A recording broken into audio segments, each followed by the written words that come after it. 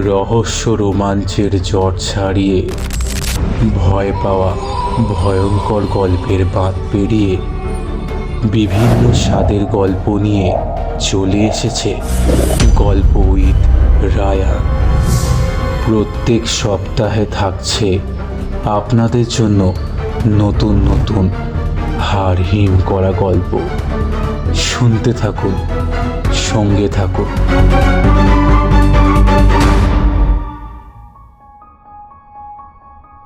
নমস্কার, সকলকে স্বাগত জানাই গল্প with Rayan the official YouTube চ্যানেলে।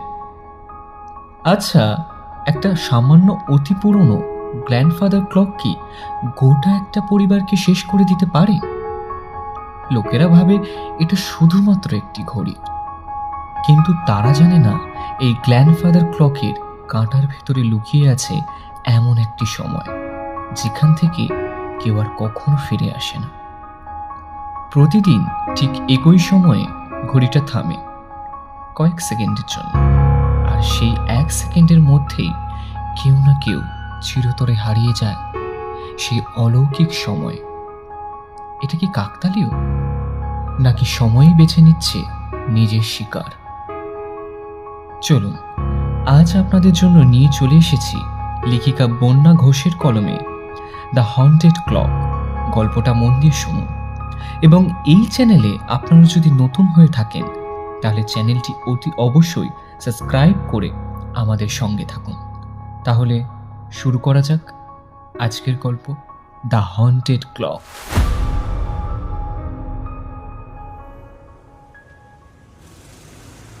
পৃথ্বীশ যখন অফিস থেকে বাড়ি ফেরার পথে মনোজের কিউরিওর দোকানে ঢুকলো, তখন প্রায় 7:30 বাজে। পৃথ্বী সেখানে প্রতি শনিবারই আসে। আজ শনিবার, তাই রোজকার মতোই অফিস শেষ হওয়ার পর মনোজের দোকানে সে হাজির হলো। শনিবার বলেই হয়তো মনোজের দোকানে আজ ভিড়টা একটু কম। মনোজ হলো পৃথ্বীশের বন্ধু সরোজের দাদা, তাই বন্ধুর সূত্রে বন্ধুর দাদার সঙ্গেও এখন ভালোই আলাপ। দোকানে গিয়েই ঘড়িটা পছন্দ হয়ে গেল পৃথ্বীশের। সুন্দর দেখতে ঘড়িটা, মিডিয়াম সাইজের একটা গ্র্যান্ডফাদার ক্লক। ঘড়িটা একটা সাবেকিয়ানা ছোঁয়া আছে। ঘড়িটা পুরোটা সেগুন কাঠের তৈরি, আর তাতে পিতলের কারুকাজ করা। সেই দিকে অপলক দৃষ্টিতে তাকিয়েছিল পৃথ্বীশ। তা দেখে মনোজ একটু মুচকে হেসে বলল, জিনিসটা খাসা, তাই না পৃথ্বীশ? তার বলতে এটা কবে এলো গো মনোজদা? পৃথ্বীশের কথা শুনে মনোজ বলল, এই কাল রাতেই এসেছে। দেখতে খাসা, তাই ভাবলাম এখানেই টানিয়ে রাখি। এখনো বেশ ভালোই চলে, দম দিতে হয়। তাই নাকি? তার মানে তো বেশ পুরনো। আমি ভাবলাম হয়তো ঘড়িটা ব্যাটারিতে চলে। তাছাড়া জিনিসটা দেখে তো বেশ নতুন বলেই মনে হচ্ছে। ধ্যাত, না না, জিনিসটা বেশ পুরনো। পুরনো বলতে বেশ অনেকই পুরনো। আচ্ছা, তুই বল তো কত বছর ঠিক পুরনো হবে এটা? পৃথ্বীশ একটু ভেবে বলল, তা হবে প্রায় 40-50 বছর। একেবারে ভুল বললি না, প্রায় 100-150 বছর পুরনো তো হবেই। তা এটা 2022, অন্তত 100 বছর মাইনাস কর, তার মানে দাঁড়াচ্ছে 1922। জিনিসটা ভালো করে নাড়াচাড়া করে আমি যা বুঝতে পারলাম, এটার বয়স 150 বছর বা তারও বেশিই হবে। বাবা, এত বছরের পুরনো! জিনিসটা এত ভালো অবস্থায় রয়েছে, তা দেখে তো এটা বোঝার কোনো উপায় নেই যে জিনিসটা এত পুরনো। আর তুমি এত জোর দিয়েই বা কী করে বলছো? জিনিসটা তো ফ্রডও হতে পারে। মনোজ একটু হেসে বলল, তোর যুক্তিটা একদিক থেকে একদম ঠিক। এই লাইনে অনেক সময় নানা জালিয়াতি কারবার হয় বটে, কিন্তু এত বছর ধরে ভাই এই কারবারের সঙ্গে যুক্ত। সেই 15 বছর বয়স থেকে বাপ দাদুর এই ব্যবসা নিজের কাঁধে তুলে নিয়েছি। আমার এতদিনের অভিজ্ঞতায় খাঁটি জিনিস আর নকল জিনিস চিনতে কোনো অসুবিধা হবে না। আর এই জিনিসটা একবার দেখেই বুঝতে পেরেছি এটা একেবারে খাঁটি। আর পুরোনো দিনে তো আর এখনকার মতো ওই ভেজাল টেজালের ব্যাপার স্যাপার তো ছিল না, তাই জিনিসটা এখনো বহাল তবিয়তে আছে। আওয়াজটা দরজার দিক থেকে ভেসে আসতেই ওরা দুজন দরজার দিকে তাকালো। ওরা দেখল সরোজ কাঁচের দরজা ঠেলে দোকানে ঢুকছে।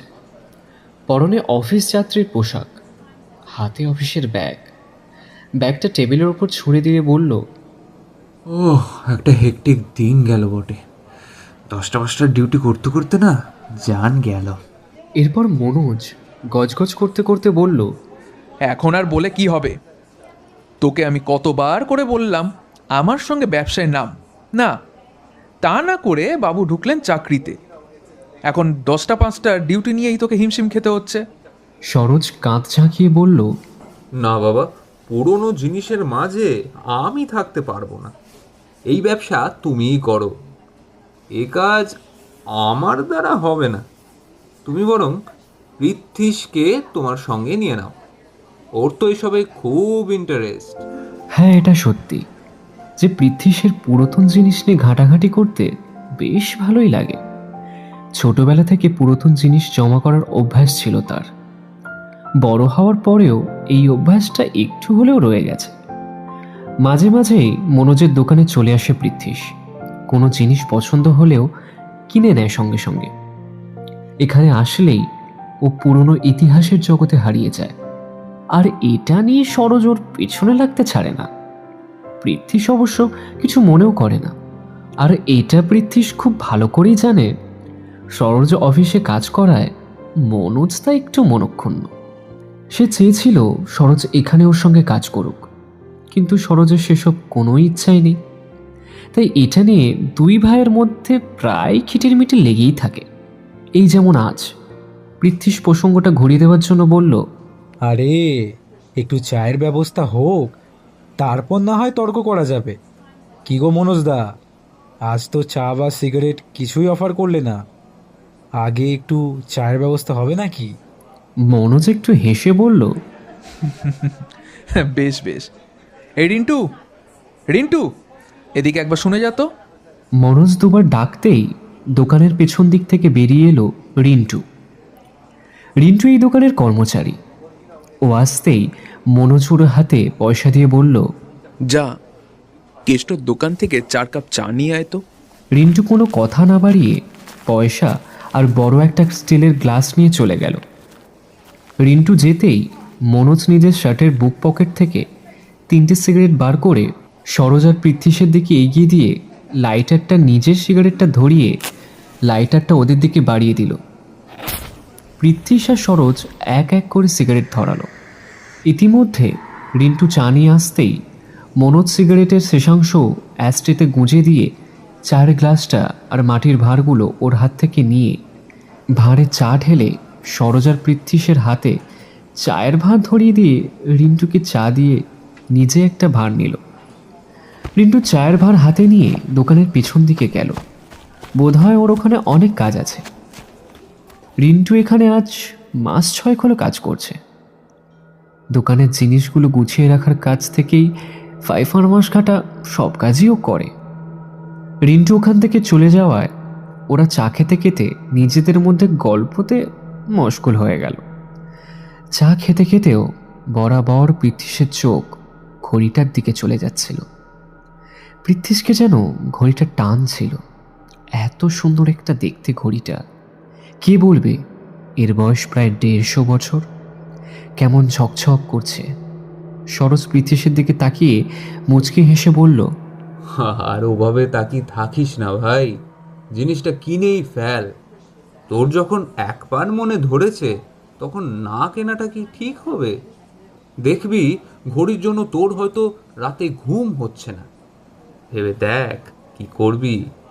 পৃথ্বীশ বলল, না মানে সরোজ ভুরু দুটো নাচিয়ে বলল, কেন বস, ঘড়িটা পছন্দ হয়নি নাকি? আমার এই ঘড়িটা খাসা লাগছে, চাইলে ওটা আমি কিনতেও পারি, কিন্তু তোর কথা ভেবে আমি নিজের ইচ্ছার বলিদান না হয় দিলাম। আফটার অল তুই এসব জিনিস এত ভালোবাসিস। পৃথ্বীশ চায়ের ভাঁড়ে একটা চুমুক দিয়ে বলল,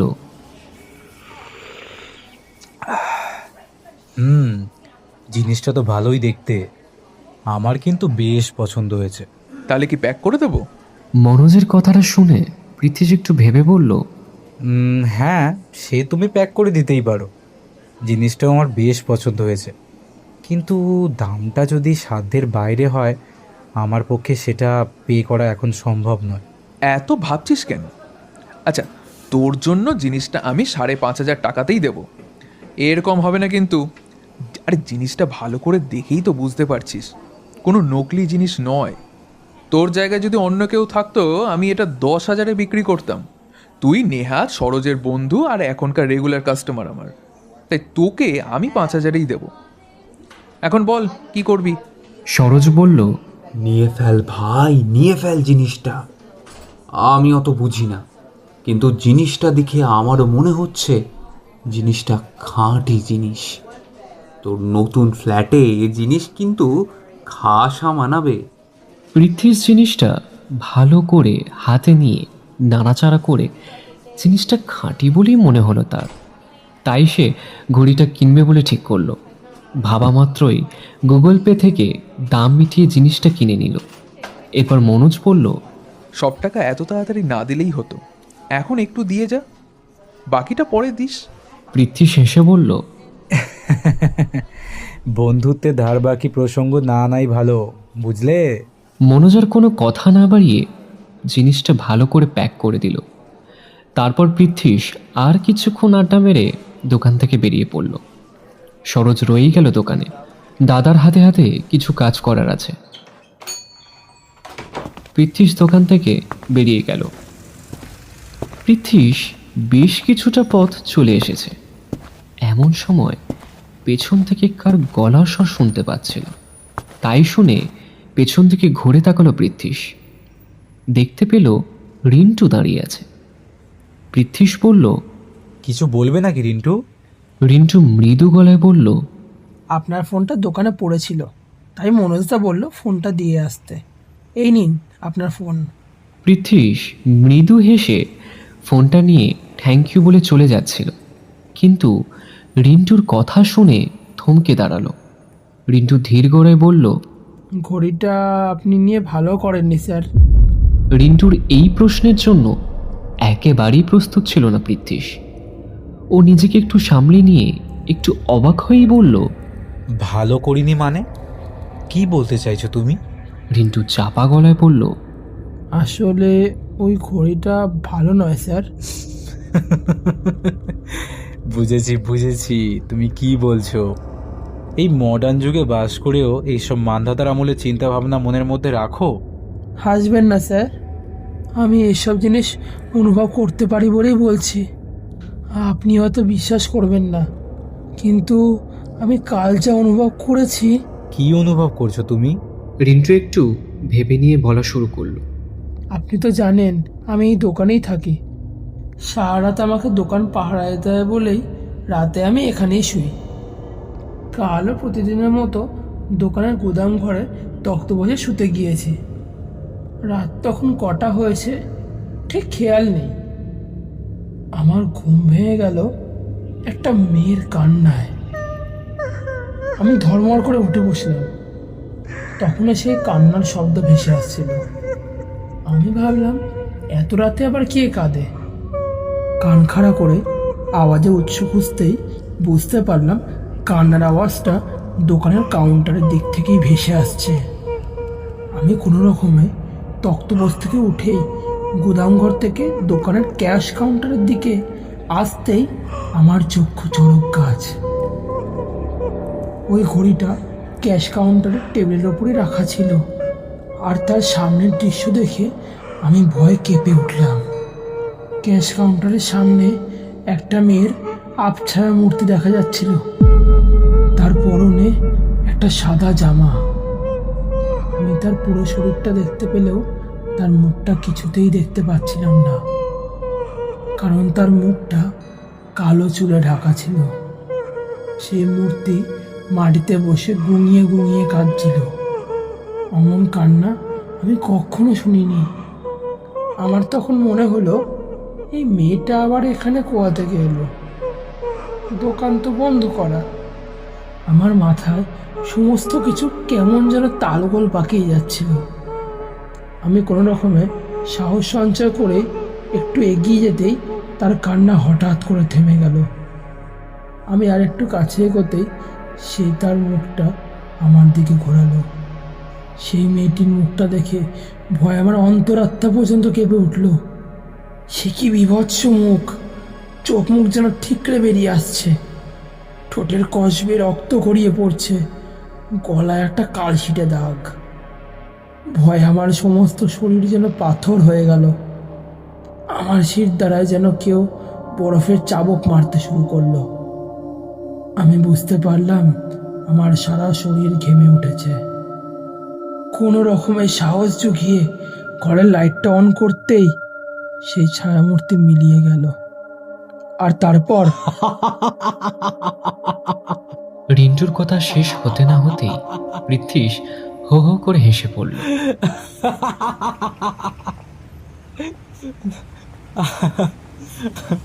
আর তারপর তারপর তুমি সারা রাত ভয়ে কাঠ হয়ে বসেছিলে, তাই তো?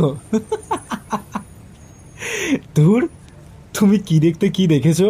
ঘুমের মধ্যে বোধহয় তুমি স্বপ্ন দেখেছিলে। এ আবার কখনো হতে পারে নাকি? ধ্যাৎ। রিন্টু পৃথ্বীশের এই কথাগুলো শুনে একটুও হাসল না। ও একটু গম্ভীর হয়ে বলল, আমি জানি আমার এ কথা কারোরই বিশ্বাস হবে না, তাই আপনাকেই প্রথমে এই কথাটা বললাম। মনোজদা বা সরোজদা কেউই এ ব্যাপারে কিছু জানে না। ওরা কেউই আমার কথা বিশ্বাস করবে না। তোমার এই কথা বিশ্বাস না করার মতোই। তুমি এখনো ছোট বাচ্চাই আছো, এখনো এসব আজগুবি গপ্পে বিশ্বাস করো। রিন্টু হতাশ গলায় বলল, আমি আপনাকে হয়তো বোঝাতে পারবো না, পরে আপনি আমার এ কথার মর্ম বুঝতে পারবেন। যাই হোক, আমি যে আপনাকে এত কিছু বললাম, মনোজদা বা সরোজদাকে কিছু বলবেন না, না হলে আমার চাকরি চলে যেতে পারে। পৃথ্বীশ বলল, বেশ, কিছু বলবো না। তবে এসব আজগুবি গল্পে এবার থেকে একটু কম বিশ্বাস করো, কেমন? আসি। এই বলে পৃথ্বীশ বাড়ির পথে রওনা দিল। রিন্টু একটা দীর্ঘশ্বাস ফেলে আবার দোকানের দিকে পা বাড়ালো।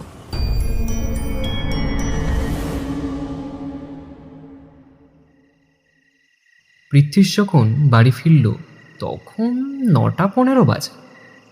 মনোজের কিউরিও শপ থেকে ওর বাড়ি বেশি দূর না। দরজায় কলিং বেল টিপতেই মেহুল দরজা খুলে দিল। দরজা খুলতে খুলতে পৃথ্বীশের হাতে ব্রাউন পেপার মোড়ানো একটা জিনিস দেখে একটু অবাক হয়ে বলল, এটা আবার কি? এই যে একটা ঘড়ি নিয়ে এসেছি। পৃথ্বীশ ছোট্ট করে একটা উত্তর দিয়ে শোবার ঘরে ঢুকে গেল। মেহুল পেছনে পেছনে শোবার ঘরে এলো। মেহুল পৃথ্বীশের কথা শুনে একটা আন্দাজ করে বলল, ও, বুঝেছি। পৃথ্বীশ জিনিসটা বিছানায় রেখে এক হাতে মেহুলকে আরও কাছে টেনে নিয়ে মেহুলের চিবুকে হাত দিয়ে একটু নাড়ি দিয়ে বলল, তা আমার মেহুল রানী কি বুঝেছে শুনি? মেহুল ঠোঁট টিপে হেসে বলল, আমার কর্তা মহারাজ মনোজদার দোকান থেকে আবার একটা আদ্যিকালের জিনিস নিয়ে এসেছে। আচ্ছা, এইসব জিনিস কিনে কি মজা পাও বলো তো? পৃথ্বীশ এবার হেসে বলল, সত্যি আমার মেহুল রানী আর বদলাবে না। তোমার যেমন শপিং করতে খুব ভালো লাগে, আমারও তেমনই এসব কিনতে ভালো লাগে। তাছাড়া টাকার তো আর অভাব নেই। শেষ কথাটা পৃথ্বীশ কিন্তু বাড়িয়ে বলেনি। পৃথ্বীশের পৈতৃক সম্পত্তি বেশ ভালোই আছে, আর যে চাকরি করে তার মাইনেও নেহাত কম নয়, বরং একটু বেশি। মেহুল একটু হেসে বলল, আমি আর বদলাবো না জানি, তুমিও তো আর বদলাবে না। তুমি না বদলালে আমি এমনই থাকবো। এই, এখন জিনিসটা দেখাও তো দেখি, তোমার মনোজদা তোমাকে কি জিনিস গছিয়েছে। পৃথ্বীশ মুচকি হেসে বলল, যথা আজ্ঞা আমার মহারানী। পৃথ্বীশ তাড়াতাড়ি মোড়কটা খুলতেই ভেতর থেকে বেরিয়ে পড়ল জিনিসটা। তা দেখে মেহুল প্রশংসার সুরে বলে উঠল, বাবা, দারুণ দেখতে গো। আজকে আমি তোমার সঙ্গে একমত। তোমার দারুণ চয়েস। আমাদের নতুন ফ্ল্যাটে এই ঘড়িটা দারুণ মানাবে কিন্তু। এই, আমরা এটা বসবার ঘরে লাগাবো, কেমন? পৃথ্বীশ একটু হেসেই বলল, হবে হবে, সব হবে। আগে কিছু খেতে দাও, পেটে ছুঁচো ডন দিচ্ছে যে। মেহুল একথা শুনে চোখ পাকিয়ে বলল, হুম, আগে ঘেমো জামা ছেড়ে স্নান করে এসো, তারপর আমরা দুজন একসাথে ডিনার করতে বসবো। যাও, তাড়াতাড়ি স্নান সেরে এসো। বউয়ের তাড়া খেয়ে স্নান করতে যেতেই হলো পৃথ্বীশকে। স্নান সেরে জামা কাপড় বদলে তাড়াতাড়ি ডিনার সেরে নিয়ে পৃথ্বীশ ঘড়িটা বসবার ঘরের দেওয়ালে টাঙিয়ে দিয়ে ভালো করে দম দিয়ে দিল। কি দারুণ লাগছে গো ঘড়িটা। সত্যি তোমার চয়েস আছে বলতে হবে। পৃথ্বীশ মুচকি হেসে বলল, সে তো আমার আছেই, না হলে। থাক থাক, আর বলতে হবে না, অনেক হয়েছে। এবার চলো, শুতে চলো। আচ্ছা, সারাদিন অফিস করেও তোমার কি একটু ঘুমটুম কিছু পায় না? চলো, তাড়াতাড়ি শুতে চলো। মেহুল শুতে চলে গেল। মেহুল চলে গেলেও পৃথ্বীশ বসবার ঘর থেকে তখনই গেল না। কিছুক্ষণ দাঁড়িয়ে রইল ওই ঘরে। ওর দৃষ্টি ঘড়িটার দিকে, অপলক দৃষ্টিতে তাকিয়ে আছে ঘড়িটার দিকে। কি সুন্দর ঘড়িটা! এমন ঘড়ি ও আগে কখনো দেখেনি। ইচ্ছে করছিল এখানেই শুতে। কই গো, আর কত দেরি হবে? কি হলো, শুতে আসবে না নাকি? কিন্তু শোবার ঘর থেকে মেহুলের ডাক ভেসে আসতেই পৃথ্বীশ নিজের চিন্তা ত্যাগ করে বসবার ঘরের লাইট নিভিয়ে দরজা জানালা ভালো করে বন্ধ করে শুতে চলে গেল। এরপর থেকে দিনগুলো বেশ গতানুগতিকভাবেই কাটছিল। পৃথ্বীশ রোজ সকালবেলা অফিসে বেরিয়ে যায় আর ফেরে সেই রাতে।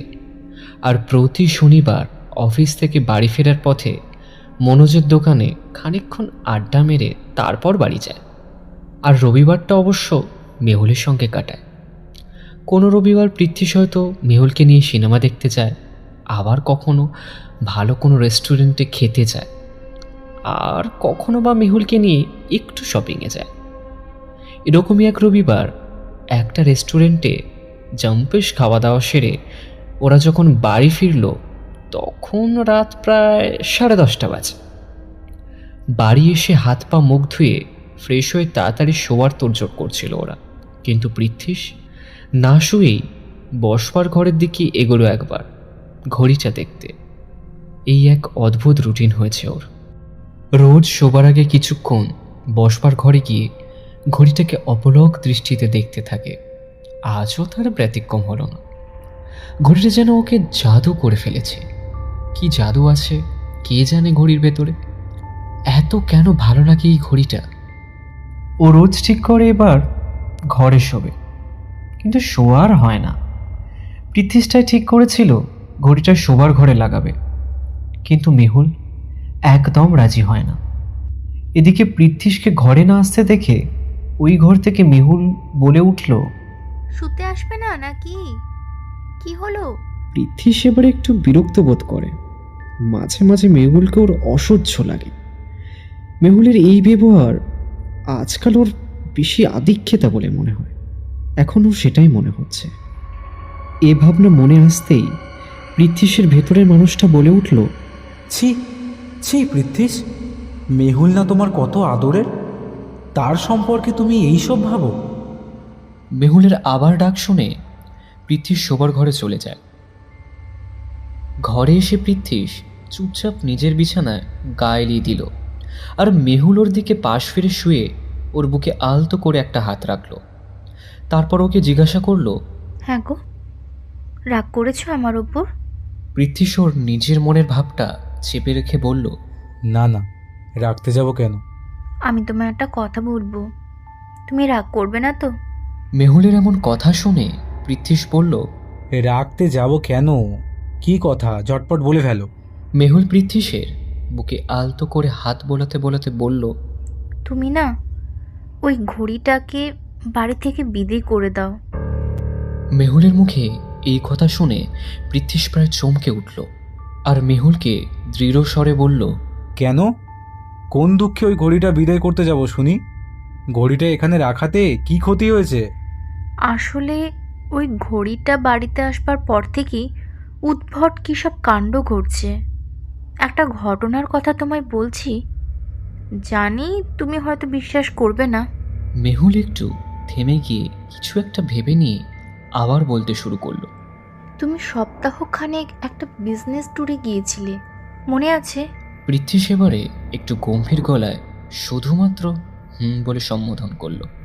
মেহুল আবার বলতে শুরু করলো, প্রথম দিন সেরকম কিছু হয়নি, তার পরের দিন এমন একটা অদ্ভুত ঘটনা ঘটলো যার কারণ আমি কিছুতেই তোমায় ব্যাখ্যা করতে পারবো না।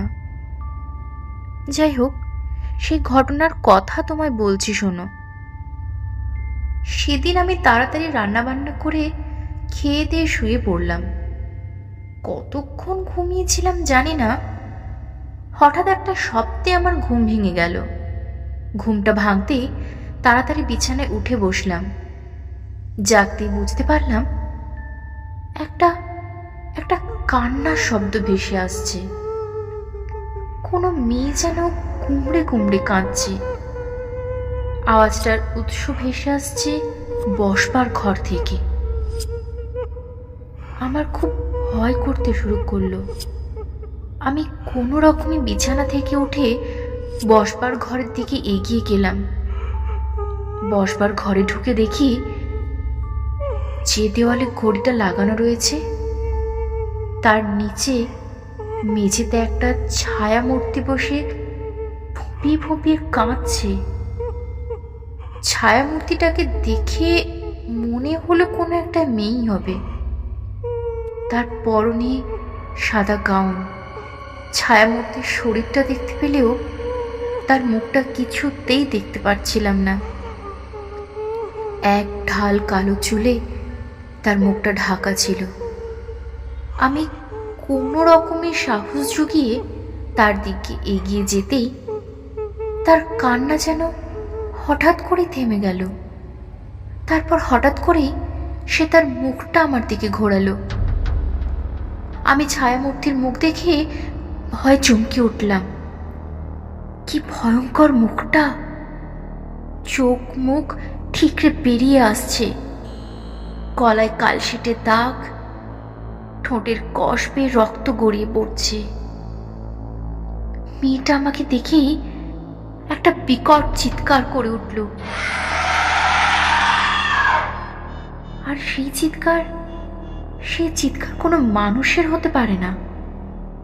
ওই চিৎকার শুনে আমার বুকটা যেন বরফের মতো ঠান্ডা হয়ে গিয়েছিল। ঘর থেকে যে পালিয়ে যাব সেটারও সাহস হচ্ছিল না।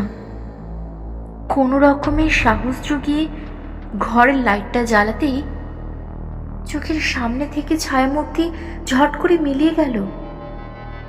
আমি জানি তুমি আমার কথা বিশ্বাস করবে না, তাই তোমাকে আমি বলতে চাইনি, কিন্তু কি জানো তো, আমি সত্যি বলছি। আমি চাই না ওই অলক্ষণে ঘড়িটার জন্য আমাদের সংসারে কোনো...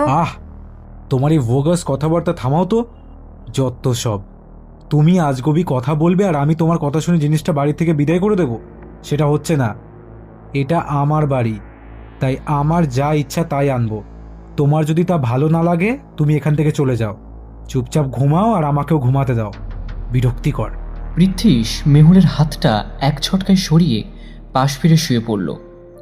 মেহুল পৃথ্বীশের এরকম অদ্ভুত ব্যবহার দেখে হতবাক হয়ে গেল।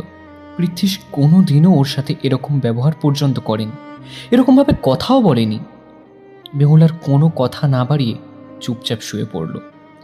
পৃথ্বীশের দুর্ব্যবহারে মেহুলের চোখ দিয়ে টক টক করে জল ঝরল। পৃথ্বীশ বুঝতে পারল মেহুল কাঁদছে, কিন্তু পৃথ্বীশ কোনো রকমভাবে মেহুলের কান্না থামানোর চেষ্টা পর্যন্ত করল না। এরপর আরও মাসখানেক কেটে গেল। পৃথ্বীশ আর মেহুলের সম্পর্ক আগের থেকে অনেক খারাপ হয়ে গেছে। পৃথ্বীশ এখন মেহুলকে প্রায় সহ্যই করতে পারে না। ওর সব কথাই যেন পৃথ্বীশের এখন বিষ লাগে। পৃথ্বীশ এখন মেহুলের সঙ্গে একসাথে শোয়ও না। পৃথ্বীশ এখন বসবার ঘরেই শোয়। পৃথ্বীশের এই রূপ দেখে মেহুল চুপচাপই থাকে প্রায়। যে মেহুলকে পৃথ্বীশ এত ভালোবাসত, আর সেই মেহুলের গায়ে হাত তুলতে পৃথ্বীশের বিন্দুমাত্র লজ্জাবোধ করে না।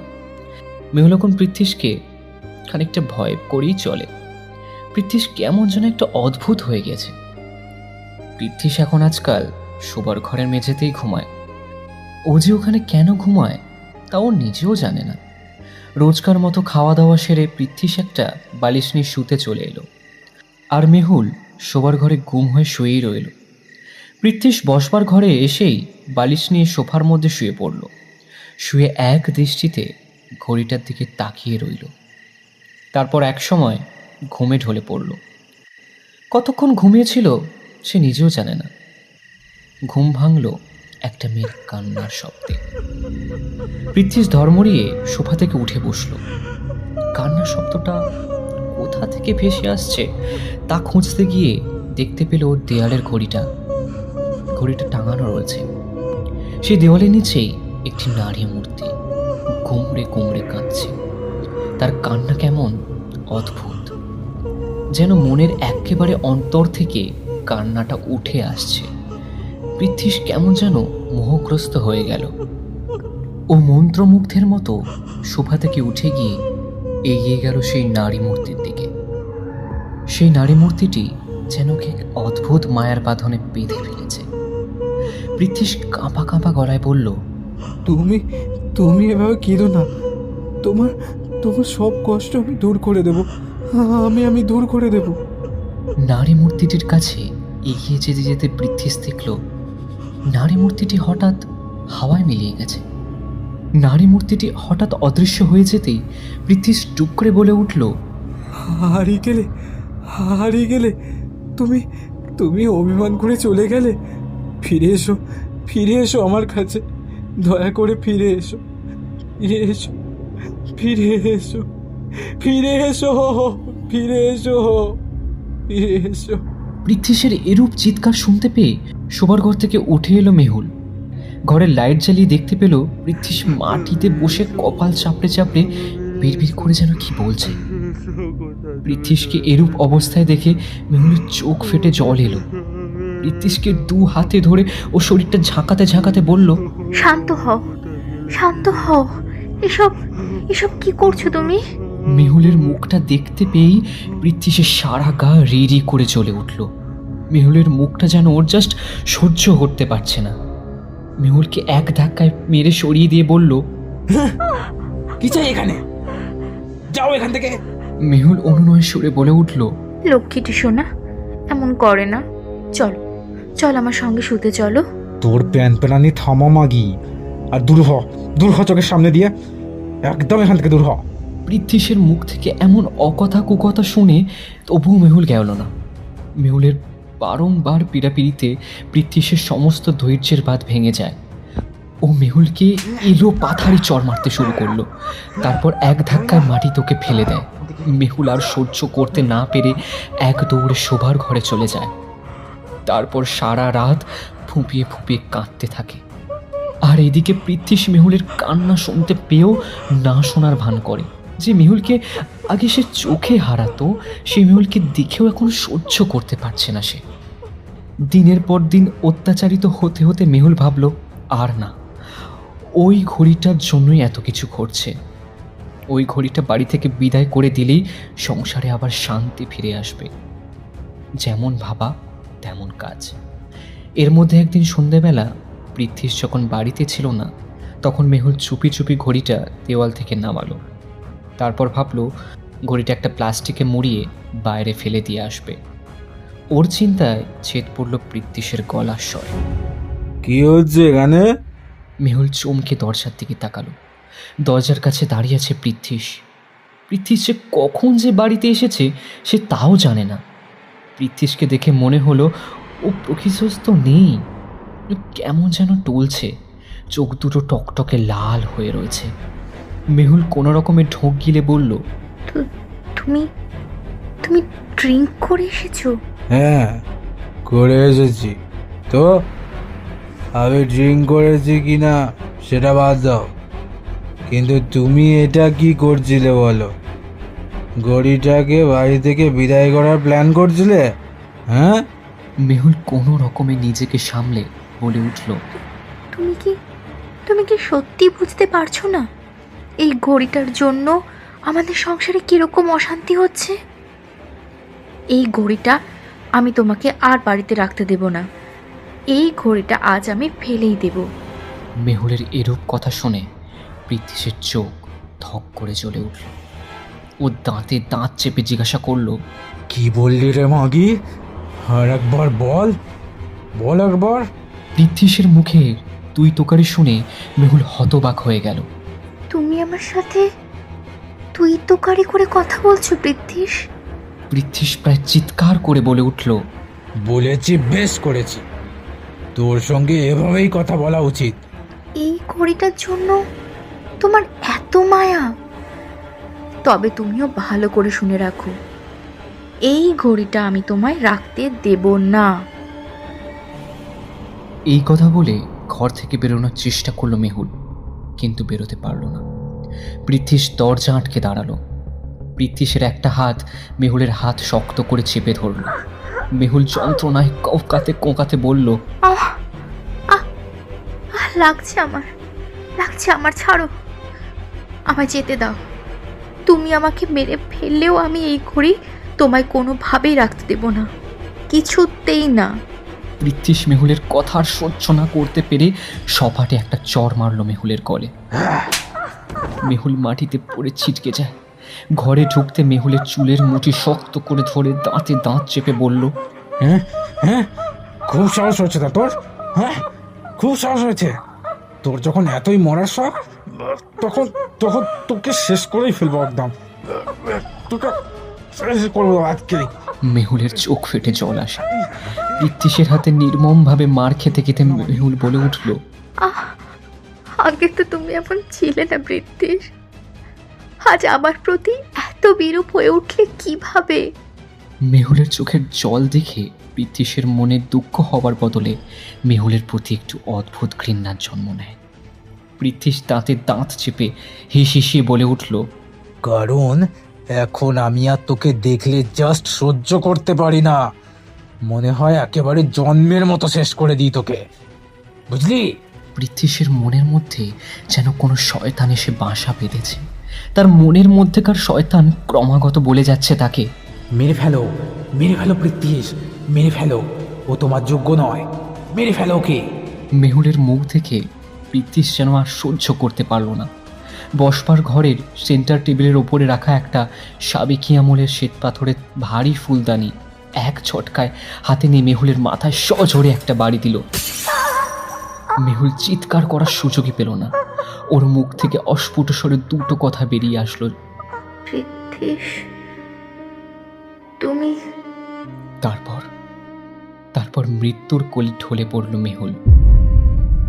পুলিশ আর বাকি পাড়া প্রতিবেশীরা যখন দরজা ভেঙে ঘরে ঢুকলো, তখন দেখলো বসবার ঘরের সবকিছু একেবারে লণ্ডভণ্ড। তার মাঝখানে মেঝেতে পড়ে রয়েছে মেহুলের রক্তাক্ত মৃতদেহ। রক্তে চারিদিক ভেসে যাচ্ছে। আর তার পাশে মাথা নিচু করে বসে আছে পৃথ্বীশ মাথা নিচু করে বসে খালি বিড়বিড় করে বলে যাচ্ছে, ওর হাতে রয়েছে সেই সাবেকি আমলের গ্র্যান্ডফাদার ক্লক। সবাই হতভম্ব হয়ে তাকিয়েছিল সেই দিকে। ভিড়ের মধ্যে অবশ্য মনোজ, সরোজ আর রিন্টুও ছিল। মনোজ আর সরোজ স্বপ্নেও কোনোদিনও কল্পনা করতে পারেনি পৃথ্বীশ এরকম একটা ভয়ানক কাণ্ড করবে। পুলিশ সবাইকে জিজ্ঞাসাবাদ করে এটাই অনুমান করলো যে দাম্পত্য কলহের জন্য এই মর্মান্তিক ঘটনা ঘটেছে। কিন্তু রিন্টু, ও ভালো করে জানে দাম্পত্য কলহ নয়, এর পেছনে রয়েছে ভয়ানক এক ঘটনা। সেই জন্যই রিন্টু পই করে পৃথ্বীশকে বলেছিল জিনিসটা না কিনতে। যাক, সে কেউ আর ওর কথা বিশ্বাস করবে। রিন্টুকে বিমর্ষ মুখে দাঁড়িয়ে থাকতে দেখে একটা ভদ্রলোক এগিয়ে এলো তার দিকে। ওকে জিজ্ঞাসা করলো, তুমি ঠিক আছো তো? রিন্টু চমকে ভদ্রলোকের দিকে তাকালো। ও একটু আমতা আমতা করে বলল, না, ইয়ে মানে আমি জানি তুমি কি ভাবছো। ভদ্রলোকের কথা শুনে রিন্টু চমকে উঠল। নিজেকে একটু সামাল দিয়ে বলল, কি বললেন ঠিক বুঝলাম না। আমি জানি তুমি কি ভাবছো। আমিও তোমার সঙ্গেই একমত। এই মৃত্যু শুধু দাম্পত্য কলহের জন্যেই হয়নি। পৃথ্বীশের হাতে যে ঘড়িটা দেখতে পাচ্ছ, ওই ঘড়িটাই এই সর্বনাশের কারণ। ওই ঘড়িটা ভালো নয়, একটা অভিশপ্ত ঘড়ি। যার বাড়িতেই এই ঘড়ি যায় তার বাড়ি শ্মশানে পরিণত হয়। আপনি কি করে বুঝলেন যে আমি এই কথাই ভাবছি? রিন্টুর কথা শুনে ভদ্রলোক একটু ম্লান হেসে বললেন, তোমার মুখ দেখে আমি বুঝতে পেরেছি তোমার মনে এখন কি চলছে। রিন্টু ঠিক এ কথা শুনে হতাশ গলায় বলল, আমি ওনাকে পই পই করে বারণ করেছিলাম এই ঘড়িটা না কিনতে। এই ঘড়িটা ভালো নয়। কিন্তু উনি আমার কোনো কথাই শুনলেন না, উল্টে আমার কথাকে আজগবি ভেবে উড়িয়ে দিলেন। বিশ্বাস করুন, আমি এই ধরনের জিনিস অনুভব করতে পারি। তারপর রিন্টু ওই ভদ্রলোককে নিজের সেই ভৌতিক অভিজ্ঞতার কথা বলল। কিন্তু আপনি এত কিছু জানলেন কি করে? কারণ এই ঘড়িটা এককালে আমার কাছে ছিল। পৃথ্বীশ বাবুর মতো এই শোচনীয় অবস্থা আমারও হয়েছিল। এই অভিশপ্ত ঘড়ির জন্য অনেক কিছু হারিয়েছি আমি। আমার বউ, মেয়ে, সবাইকে হারিয়ে আমি আজ নিঃস্ব হয়েছি ওই ঘড়ির জন্য।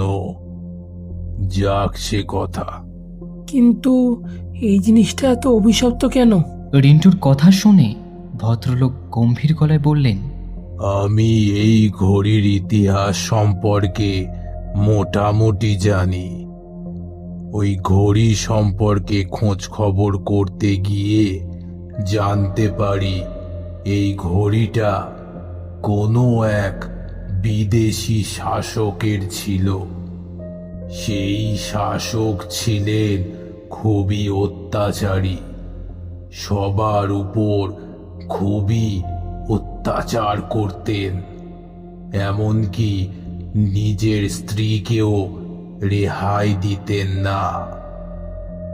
একদিন ক্রোধের বশে নিজের নির্দোষ নিষ্পাপ স্ত্রীকে নির্মমভাবে হত্যা করেন তিনি।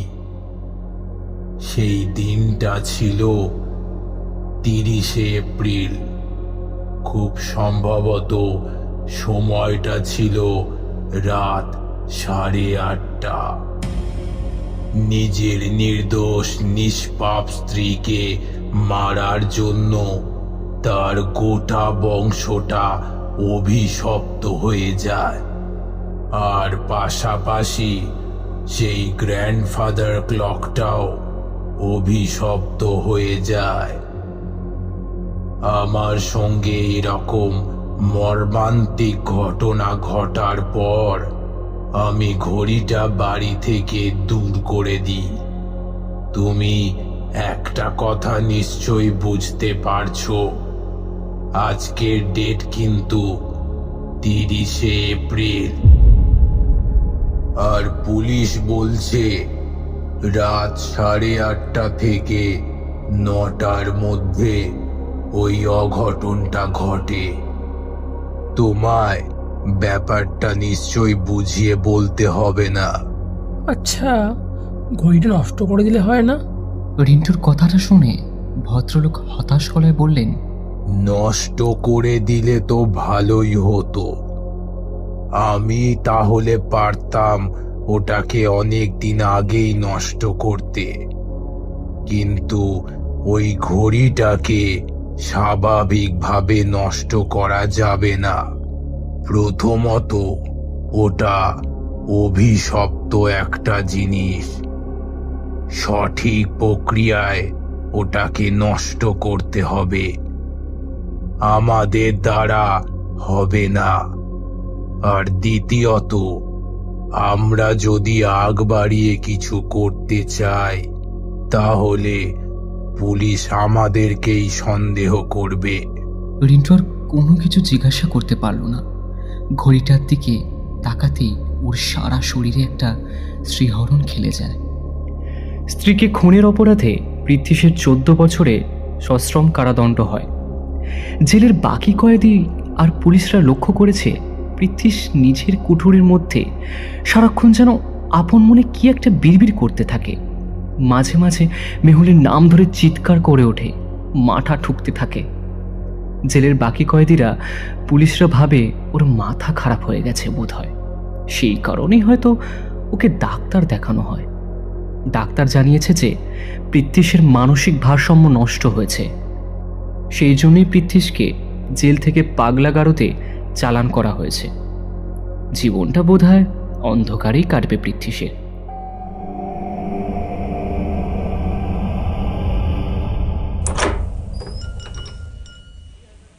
রূপম, দেখো কি সুন্দর না ঘড়িটা।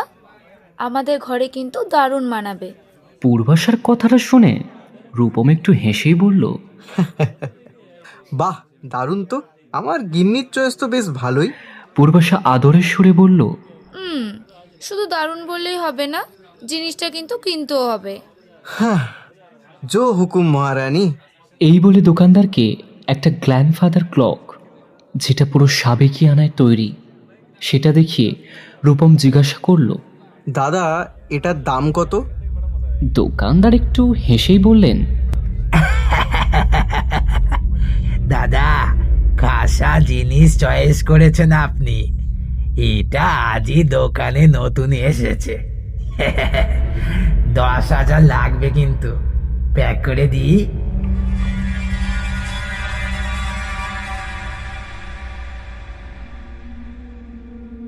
এতক্ষণ শুনছিলেন লেখিকা বন্যা ঘোষের কলমে দ্য হন্টেড ক্লক। কেমন লাগলো আজকের গল্প? অতি অবশ্যই কমেন্ট বক্সে জানান আপনাদের মূল্যবান মতামত। আজ গল্প পাঠে আমি শোভন। আরও বিভিন্ন চরিত্রে কণ্ঠ দিয়েছেন অনিশ, রায়ান, মার্গারেট, পূজা, কুলদীপ, শুভদীপ, জয় এবং নয়ন। সবাইকে অসংখ্য ধন্যবাদ আমাদের পাশে থাকার জন্য। আজকের মতো এই পর্যন্তই। পরের পর্বে নিয়ে আসবো আরও এক দুর্ধর্ষ গল্প।